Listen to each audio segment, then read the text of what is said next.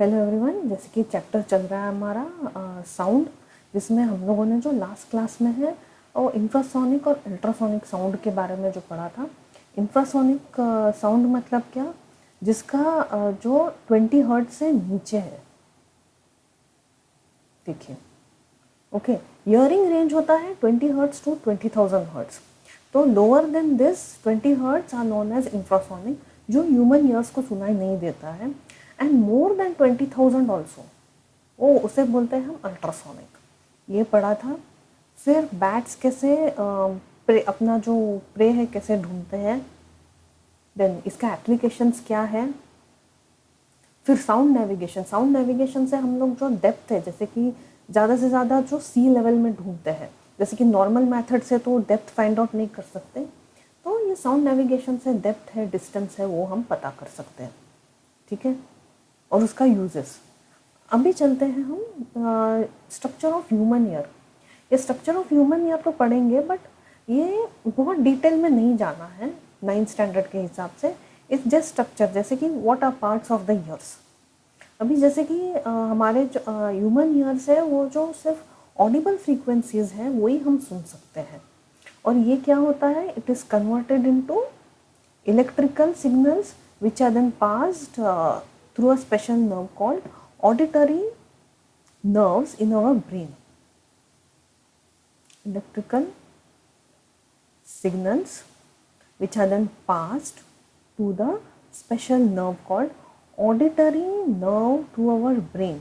और इस तरीके से जो ब्रेन है वो रिस्पॉन्ड करता है to the signal and response accordingly. अभी सबसे पहले देखते हैं ईयर पिना क्या है। ईयर पिना मीन्स ये अपना जो है, जो बाहर का जो पार्ट है ना, एक्सटर्नल, इसे कहते हैं ईयर पिना। ये क्या है, it gathers the sound from the our environment. देखो, ईयर पिना, दिस इज। फिर उसके बाद आता है auditory canal. Auditory canal means ये देखिए, ये वाला, ये जो पार्ट है, दिस इज ऑडिटरी कनाल। ये देखिए कनाल के जैसा होता है, इसके लिए ऑडिटरी कनाल का नाम दिया। यहाँ पे the sound collected from the surrounding passes through the auditory canal. फिर नेक्स्ट आता है ईयर ड्रम, जिसे हम टिम्फैनिक मेम्ब्रेन भी बोलते हैं। It is located at the end of the, यहाँ पे देखिए ये जो दिख रहा है थोड़ा वाइट कलर का, ये है tympanic membrane. It receives a compression, moves inwards, and because of the increased pressure, similarly when it receives refraction, जैसे कि कंप्रेशन और रिफ्रेक्शन में हम लोगों ने पढ़ा था।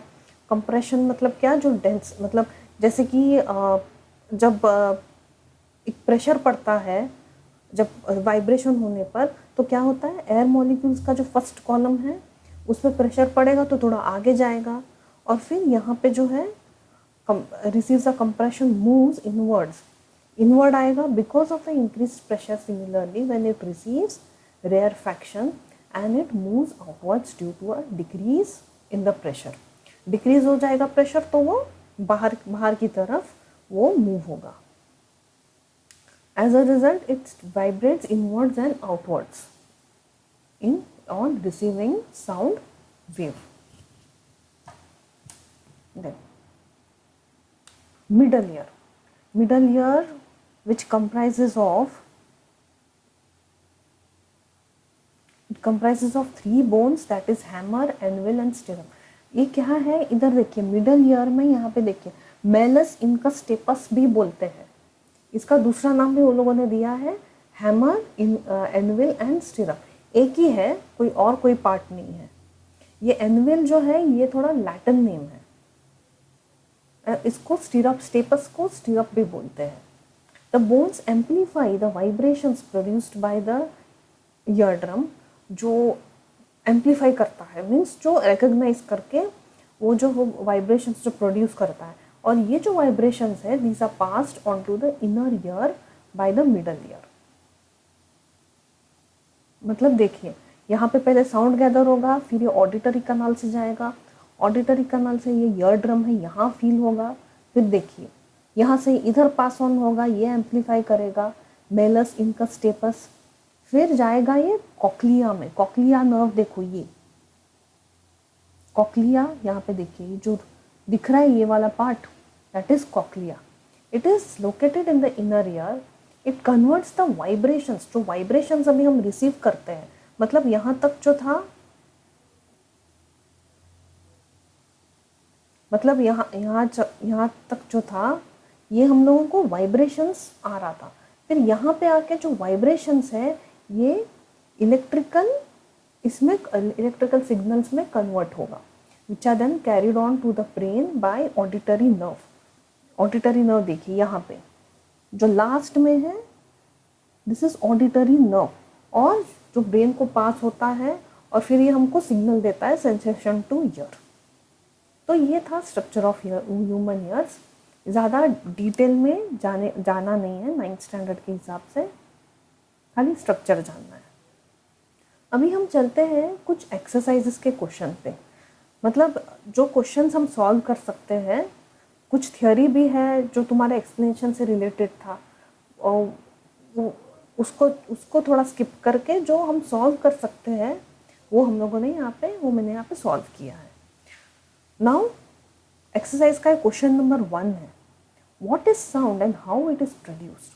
It is a form of energy which gives a sensation of hearing produced by the vibrations caused in the air by vibrating objects. जैसे कि हम लोगों ने स्टार्टिंग में ही पढ़ा था कि वाइब्रेटिंग, हमारा जो वोकल कॉर्ड्स है वो वाइब्रेट होता है and then sound is pass to the air molecules. Then why is sound wave called, question number 4 है ये, what is sound wave called as, why is sound wave called as longitudinal wave. हम लोग ने दो चीज़ पढ़ी थी, longitudinal और transverse. तो the sound wave is called as longitudinal waves because compression and rarefaction in the air are in the air. Air particles vibrate in the directions parallel to the propagation. Parallel होता है, देखो compression rarefaction जो है parallel होता है. मतलब जैसे देखिए आप लोग ने पढ़ा था पर फिर भी एक बार यहाँ पे देखते हो. देखिए ये रेयरफेक्शन है और ये हो गया कंप्रेशन, जहाँ पे बहुत ज़्यादा, जहाँ पे जो मॉलिक्यूल्स है वो बहुत थोड़ा डेंसली होता है. ठीक है, तो ये कैसे ट्रैवल करता है, एकदम पैरेलल में, इधर उधर नहीं, फुल एकदम पैरेलल में वो ट्रैवल करेगा. और जबकि ट्रांसवर्स जो वेव था कैसा था, डिस्प्लेसमेंट ऊपर नीचे होगा पार्टिकल्स का, और वेव ऐसे होगा. So it is perpendicular.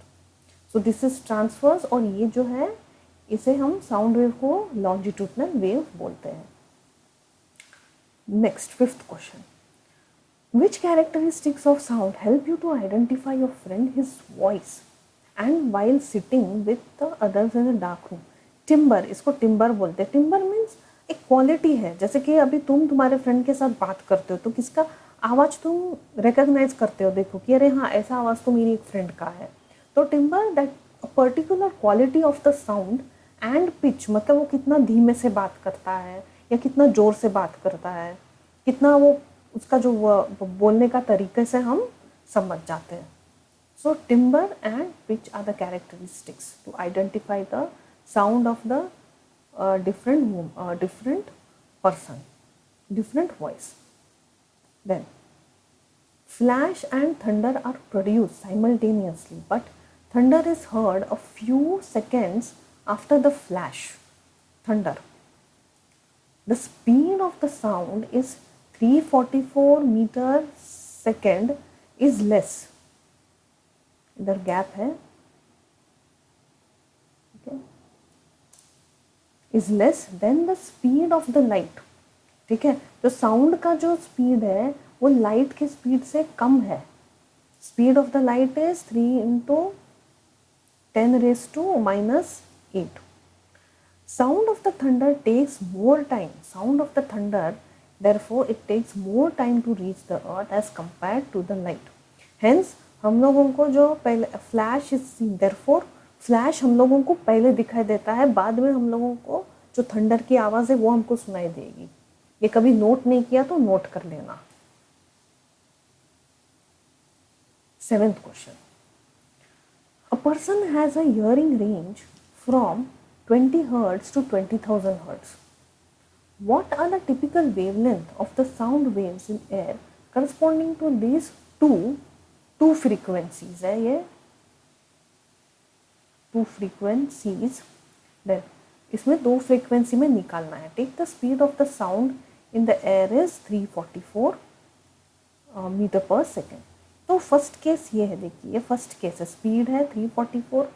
तो हम लोग ने से क्या वेवलेंथ कैसे फाइंड आउट किया, हम लोगों ने वेवलेंथ हम लोग को फाइंड आउट करना है. Wavelength is equals to speed upon frequency. तो आंसर क्या आया हमारा, वेवलेंथ 17.2 मीटर्स. और केस 2 में जहाँ पे फ्रीक्वेंसी हम लोगों को लेना है 20,000 हर्ट्ज, तो यहाँ पे वेवलेंथ का वही सेम फॉर्मूला डाल के जो हमारा वेवलेंथ आया वो है 0.0172 meters. Then question number 8. Two children are at the opposite end of the aluminum rods. One strikes the end of the rod with a stone.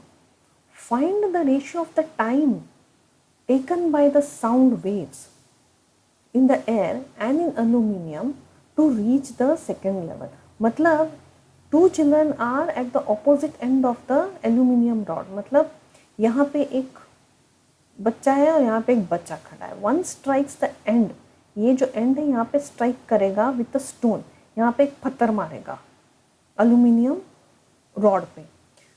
तो इधर क्या पूछा हम लोगों ने, ratio of the time taken by the sound waves in the air. तो air में कितना टाइम वो पहुंचता है और एल्यूमिनियम में कितना टाइम लेता है, इसका रेशियो हमको देखना है. So the speed of the sound is 346, okay, और एल्यूमिनियम का है 6420 मीटर पर सेकेंड. तो यहाँ पे डिस्टेंस होगा x मीटर्स. तो देखिए time is equal to distance upon speed. तो पहले हम लोगों ने क्या लिया, x upon 346 that is air, और दूसरा ये इसका लिया एल्यूमिनियम का x अपॉन 6420. फिर ये और ये कट हो जाएगा तो आंसर आएगा हम लोगों को 18.55. Ninth question, the frequency of the source of the sound is 100 hertz. Frequency जो है वो 100 हर्ट्ज है. Okay, how many times does it vibrate in a minute. कितना टाइम वो वाइब्रेट करता है एक मिनट में. So 1 minute is equals to 60 seconds. तो फ्रीक्वेंसी दिया है 100, number of oscillations upon time taken, हम लोगों को ऑसिलेशंस ढूंढना है, upon time taken is 60 seconds.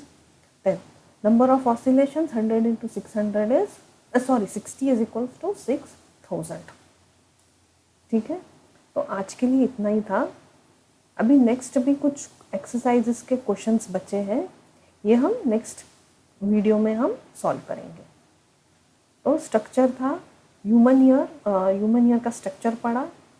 पिना ऑडिटरी कनल होता है. देन ईयरड्रम और टिम्पैनिक नर्व्स, ठीक है. फिर मिडल ईयर का हम लोगों ने पढ़ा, यहाँ से जो है वॉइस एम्पलीफाई हो जाएगा, यहाँ तक जो था वो वाइब्रेशन था. फिर कॉक्लिया में जाके the vibrations are converted into electrical signals which are then carried on to the brain by auditory nerves. फिर ये कुछ क्वेश्चंस थे और कुछ न्यूमेरिकल्स हम लोगों ने सॉल्व किए.